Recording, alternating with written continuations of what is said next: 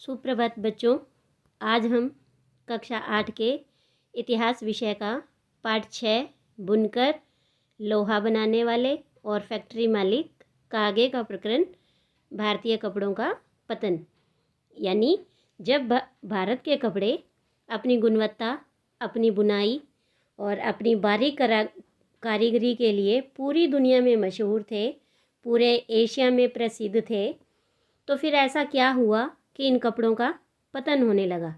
तो आज हम इसी के बारे में पढ़ेंगे, लेकिन इससे पहले हम ये देख लेते हैं कि कैसे 18वीं सदी की शुरुआत तक आते आते जो भारतीय कपड़े थे उसकी लोकप्रियता से इंग्लैंड के जो व्यापारी हैं वो बेचैन हो गए और उन्होंने भारतीय कपड़ों के आयात का विरोध किया। और इसी विरोध के कारण, इसी दबाव के कारण 1720 में ब्रिटिश सरकार ने इंग्लैंड के अंदर छींट के इस्तेमाल पर पाबंदी लगा दी थी और एक कानून पारित किया जिसे क्या कहा गया, कैलिगो अधिनियम। ये हमने पढ़ा था। और इसी क्रम में इंग्लैंड की सरकार ने क्या किया कि कैलिगो छपाई को अपने इंग्लैंड के अंदर ही करने लगे। मतलब वो सफ़ेद मलमल या कोरा कपड़ा ले लेते और छपाई अपने इंग्लैंड में ही करते थे। और भारतीय कपड़ों के साथ अब इंग्लैंड की होड़ हो गई, इसलिए इंग्लैंड को क्या थी, तकनीकी सुधार की ज़रूरत थी। और इस तरह से वहाँ पर स्पिनिंग जेनी, जिसमें एक व्यक्ति एक साथ कई तकलियों पर काम कर सकता था, उसका आविष्कार किया गया। भाप के इंजन का आविष्कार किया गया, जिससे क्या हुआ कि बहुत सारा कपड़ा कम कीमत पर और जल्दी तैयार किया जा सकता था। लेकिन इसके बावजूद भी, इतना कुछ होने के बाद भी, दुनिया के बाज़ारों पर भारतीय कपड़े का दबदबा है वो 18वीं सदी के आखिर तक, यानी 100 सालों तक फिर भी बना रहा। लेकिन ऐसा क्या हुआ कि उनका जो भारतीय कपड़े का पतन होना शुरू हुआ। तो आज हम इसी के बारे में पढ़ते हैं कि भारतीय कपड़े का पतन। देखो, ब्रिटेन में सूती कपड़ा उद्योग के विकास से भारतीय कपड़े उत्पादकों पर कई तरह के असर पड़े, है ना। क्योंकि अब क्या, ब्रिटेन में बनने लगे थे कपड़े, तो इससे भारत के अंदर जो कपड़ा बनाने वाले थे उनके ऊपर भी कई तरह का असर पड़ा। तो पहला असर तो ये था कि अब भारतीय कपड़े को यूरोप और अमेरिका के बाज़ारों में ब्रिटिश उद्योगों में बने कपड़े से मुकाबला करना था। और दूसरा असर ये हुआ कि भारत से इंग्लैंड को कपड़े का निर्यात मुश्किल होता जा रहा था, है ना। यानी कि भारत से इंग्लैंड जो कपड़ा जाना है वो अब मुश्किल हो गया, क्योंकि ब्रिटिश सरकार ने भारत से आने वाले कपड़े पर अब सीमा शुल्क लगाना शुरू कर दिया था। यानी इंग्लैंड की सरकार ने, इंग्लैंड में जब कपड़ा आता अगर भारत से, तो उस पर काफ़ी टैक्स लगता था। इसीलिए अब इंग्लैंड के जो कपड़ा व्यापारी हैं वो उस कपड़े को लेने में हिचकने लगे थे। तो इस तरह से कई असर पड़े भारतीय कपड़ा उत्पादकों पर। इसके बाद देखो कि इंग्लैंड में बने सूती कपड़े ने 19वीं सदी की शुरुआत तक भारतीय कपड़े को अफ्रीका, अमेरिका और यूरोप के परंपरागत बाज़ारों से बाहर कर दिया। इसकी वजह से हमारे यहाँ के हजारों बुनकर बेरोजगार हो गए और सबसे बुरी मार बंगाल के बुनकरों पर पड़ी। ब्रिटिश और यूरोपीय कंपनियों ने भारतीय माल अब खरीदने बंद कर दिए और उनके एजेंटों ने तयशुदा आपूर्ति के लिए बुनकरों को पेशगी देना बंद कर दिया था। तो परेशान बुनकरों ने मदद के लिए बार बार सरकार से गुहार लगाई, यानी उनसे विनती की कि हमारी पेशगी है वो बंद ना की जाए। तो देखो उन्होंने क्या गुहार लगाई, तो इसके हमें दो स्रोत मिले। तो पहला तो ये था कि 1823 में भारत की कंपनी सरकार को, यानी भारत के अंदर जो ब्रिटिश कंपनी थी उसको 12,000 बुनकरों की तरफ से एक पत्र मिला, जिसमें क्या कहा गया कि हमारे पुरखे और हम लोगों को कंपनी से पेशगी मिलती थी, जिससे हम कंपनी के लिए बढ़िया कपड़े बुनकर अपने अपने परिवारों का पेट पालते थे। हमारी बदनसीबी है कि औरंग ख़त्म कर दिए गए। तो देखो, अभी हमने देखा कि औरंग क्या था। औरंग फारसी भाषा में गोदाम को औरंग कहा जाता था और वहाँ बिक्री से पहले चीज़ों को जमा करके रखा जाता था। ठीक है, वर्कशॉप के लिए भी यही शब्द इस्तेमाल होता था। तो औरंग का सीधा सा अर्थ हुआ गोदाम, फारसी भाषा में औरंग कहते हैं इसे। तो औरंग ख़त्म कर दिए गए, जिसकी वजह से हम लोगों और हमारे परिवारों के पास आजीविका के साधन नहीं बचे हैं। हम बुनकर हैं और कोई दूसरा काम नहीं जानते। अगर बोर्ड ऑफ ट्रेड हम पर कृपा नहीं करता और हमें कपड़ों के ऑर्डर नहीं देता है तो हम भूखों मर जाएंगे। तो देखो, ये एक पत्र लिखा गया था ईस्ट इंडिया कंपनी को, ब्रिटिश सरकार को, बुनकरों की तरफ से, जिसमें 12,000 बुनकरों ने ये लिखा था कि अगर हमें पेशगी नहीं दी गई, हमें ऑर्डर नहीं दिए गए तो हम भूखे मर जाएंगे। ऐसा ही एक स्रोत और है जिससे हमें ये पता लगता है कि इन बुनकरों ने सरकार से बार बार गुहार लगाई थी। तो दूसरा देखो कि दूसरा साधन क्या था जिससे हमें ये पता लगता है। 1828 में एक विधवा कताई कामगार ने, यानी कि एक महिला ने जो कि विधवा थी, और उस महिला ने समाचार दर्पण नामक एक बंगाली अखबार के नाम एक पत्र भेजा और उसमें अपनी दुर्दशा का वर्णन किया।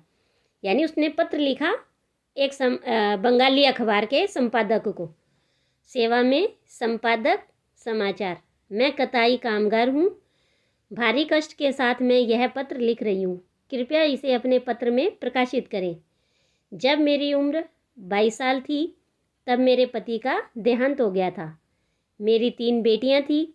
जब मेरे पति का देहांत हुआ हमारे पास कुछ भी नहीं बचा था। उनके श्राद्ध के लिए भी मुझे अपने गहने बेचने पड़े। जब हम भूखों मरने के हालात में पहुंच गए तो भगवान ने मुझे जिंदा रहने का एक रास्ता दिखलाया। मैं तकली और चरखे पर सूत काटने लगी। बुनकर हमारे घर आते और 3 तोले प्रति रुपए की दर से सूत खरीद कर ले जाते।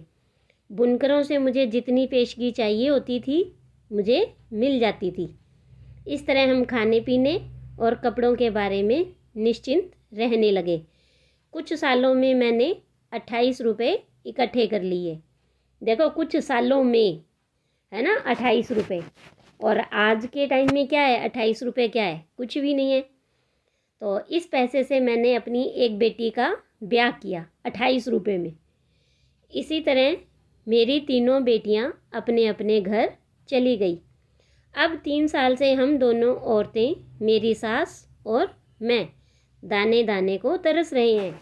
अब सूत खरीदने वाले बुनकर हमारे पास नहीं आते। अगर मैं बाज़ार में सूत भेजती हूँ तो पहले के मुकाबले 1/4 दाम भी नहीं मिलते। समझ में नहीं आता कि ये सब कैसे हो गया है। मैंने बहुतों से पूछा है। लोग कहते हैं कि बाहर से बिलाती यानी विलायती सूत आयात किया जा रहा है। बुनकर वही सूत खरीद कर कपड़ा बनाते हैं और लोग इस सूत का बना कपड़ा 2 महीने भी नहीं पहन पाते और वह गल गल कर तार तार हो जाता है। यानी जल्दी ही वो कपड़ा क्या है, खराब हो जाता है। और कष्टों में फंसी एक कताई कामगार की आप बीती। तो देखो, इस तरह से उसने कहा कि मेरी इस दुख को, मेरे इस दर्द को आप अखबार में छापो। तो इस तरह से जो बुनकर थे उन्होंने अपनी गुहार है वो सरकार से लगाई। लेकिन असली दुर्दिन तो अभी आने वाले थे। दुर्दिन होता है बुरे दिन, तो अभी वो बुरे दिन तो और भी आने वाले थे। 1830 के दशक तक भारतीय बाजार ब्रिटेन में बने सूती कपड़ों से पट गए। यानी 1830 के सन 1830 तक जो भारत के बाजार थे उनमें सारे के सारे ब्रिटेन के कपड़े आने लगे बिकने के लिए। तो देखो, कहाँ तो एक तरफ ब्रिटेन की महारानी भारत के बने हुए कपड़े पहनती थी और कहाँ अब ये समय आ गया कि भारत के बाज़ार में ब्रिटेन के कपड़े बिकने लगे, है ना। तो दरअसल 1880 के दशक तक यह स्थिति हो गई थी कि भारत के लोग जितना सूती कपड़ा पहनते थे उसमें से 2/3 ब्रिटेन का ही बना होता था। इससे न केवल बुनकरों को बल्कि सूत काटने वालों की भी हालत खराब होती गई। जो लाखों ग्रामीण महिलाएं सूत काटकर अपनी आजीविका चला रही थी वे अब बेरोजगार हो गई। लेकिन भारत में हथकरघों से होने वाली बुनाई पूरी तरह ख़त्म नहीं हुई। इसकी वजह यह थी कि कपड़ों की कुछ किस्में मशीनों पर नहीं बन सकती थी। भला जटिल और मनभावन किनारियों वाली साड़ी या परंपरागत बुनाई वाले कपड़े मशीनों पर कैसे बन सकते थे। इन कपड़ों की न केवल रईसों के बीच बल्कि मध्य वर्ग में भी काफ़ी मांग थी। यानी हाथ से बने हुए कपड़ों की मांग है वो अभी भी बरकरार थी। और न ही ब्रिटेन के कपड़ा मिलों में वह बेहद मोटा कपड़ा बनता था जिसे भारतीय गरीब पहनते थे। इसके बाद आगे देखिए कि आपने पश्चिमी भारत में स्थित शोलापुर और दक्षिणी भारत में स्थित मदुरै का जिक्र जरूर सुना होगा। ये शहर 19वीं सदी के आखिर में बुनकरों के नए महत्वपूर्ण केंद्र बनकर सामने आए। फिर वही देखो 19वीं सदी की बात चल रही है। 19वीं सदी के आखिर में यानी 1801 से 1900 का जो समय है वो हुआ 19वीं सदी, और इसके आखिर की बात चल रही है यानी 1880 के बाद का समय। तो जो उनके महत्वपूर्ण केंद्र बनकर ये सामने आए। तो बाद में राष्ट्रीय आंदोलन के दौरान महात्मा गांधी ने भी लोगों से आह्वान किया कि वे आयातित कपड़े का बहिष्कार करें। आयातित मतलब ब्रिटेन से आए हुए कपड़ों का, और हाथ से कते हुए सूत और हाथ से बने हुए कपड़े ही पहने। और इस तरह खादी राष्ट्रवाद का प्रतीक बनती चली गई और चरखा भारत की पहचान बन गया। और 1931 में उसे भारतीय राष्ट्रीय कांग्रेस के तिरंगे झंडे की बीच वाली पट्टी में जगह दी गई। तो ये देखो कि मैं आपको एक यहाँ चित्र दिखा देती हूँ। ये देखो कि कैसे महात्मा गांधी ने लोगों से ये आह्वान किया कि हाथ से कते हुए सूत और हाथ से बने हुए कपड़े ही पहने, और वो खादी बना। ये हमारे राष्ट्रवाद का प्रतीक बना। और इसी चरखे को 1931 में भारतीय राष्ट्रीय कांग्रेस के तिरंगे झंडे के अंदर बीच वाली पट्टी पर जगह दी गई। तो इस तरह से ये हमारे राष्ट्रवाद का प्रतीक बना। इसके बाद देखो कि हम पढ़ रहे थे यहाँ पर कि अब देखते हैं कि आजीविका के साधन गंवा चुके बुनकर, यानी जिनके पास अब आजीविका के कोई भी साधन नहीं थे, वो बुनकर और सूत काटने वालों का क्या हुआ। और उनमें से बहुत सारे तो खेतीहर मजदूर बन गए, कुछ काम की तलाश में शहरों की तरफ चले गए, और बहुत से देश से बाहर अफ्रीका और दक्षिणी अमेरिका के बागानों में काम करने के लिए चले गए। इनमें से कुछ हथकरघा बुनकरों को बम्बई, यानी जो अब मुंबई है, अहमदाबाद, शोलापुर, नागपुर और कानपुर में खुले नए कपड़े कारखानों में भी नौकरी मिल गई। देखो तो इस तरह से क्या हुआ कि अब हमारे भारत में भी कई कपड़ा मिल बनी, यानी कपड़े बनाने के कारखाने खुलने लगे।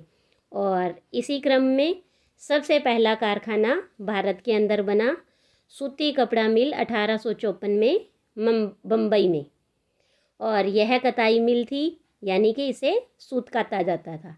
19वीं सदी की शुरुआत से ही भारत से इंग्लैंड और चीन को होने वाले कच्चे कपास के निर्यात के लिए बम्बई एक महत्वपूर्ण बंदरगाह बन चुका था।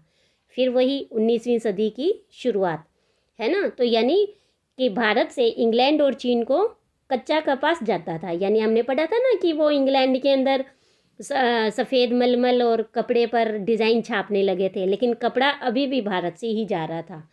तो इसीलिए बम्बई एक महत्वपूर्ण बंदरगाह बन चुका था। इसका कारण क्या था? इसका कारण था कि जो पश्चिमी भारत की काली मिट्टी है वो विशाल पट्टी के काफ़ी निकट था बम्बई, और वहाँ इस काली मिट्टी के अंदर कपास की खेती बहुत बढ़िया होती थी, और कपास से ही तो सूती कपड़ा बनता है। इसीलिए वहाँ सूती कपड़ा मिलों की स्थापना हुई, जिससे उन्हें यह कच्चा माल यानी कि सूत कपास आसानी से मिलने लगा।